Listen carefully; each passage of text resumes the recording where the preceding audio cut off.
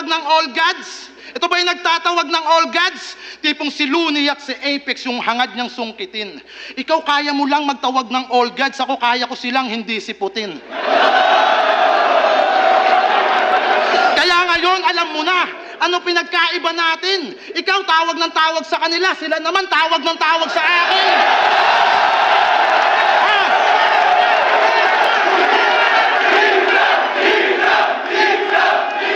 Ring ng ring yung telepono ko.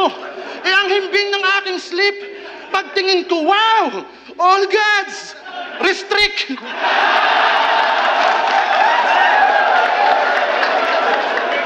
Hoy, wala ka pang napapatunayan. Puro ka kagad kayabangan, nagawa ka lang palakpakan. Yung pagtatawag, sinakyan nyo naman kahit wala pang karapatan. Kaya tigilan mo ako, Teddy Corpus. Kaya tigilan mo ako, Teddy Corpus. Uuwi kang may trauma at tulala. Nasa showtime ka ng iyong karir.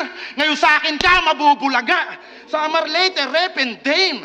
Buong palo magre-react. Kasi di ako yung TVJ. Nasa palo masisibak. Train of thoughts yung kanyang porte at sandatang panggiba. Para sa kanya, napaka-special tang ina.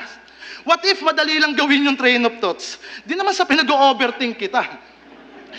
Kasi siya daw yung bagong mukha ng flip top. Talaga? Bagong foundation ng battle rap? Kapala. Huwag masyadong makapal yung apog. Hindi ka nakakatakot kahit pang balakid pa yung sinasalamin mo. Ibabad nyo to sa battle rap. Lulutang din yung pagkawak, pustahan, mangungulangot na rin to. Kasi sa ganyan niya na postura, nabibilog niya kayo. Kunyari, gets ko kanyang linya para matalino din ako.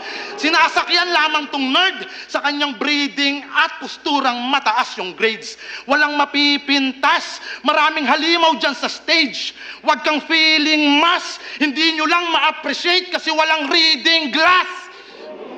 Kaya kadalasan laban niya one-sided, di pa ba apparent? Nabubulag kayo ng reading glass, subukan nyo maging transparent. Ikaw yung bet nila sa comment na magbibigay sa akin ng lecture. Oo, mabigat nga daw tong current, pero iba ako pag na-pressure.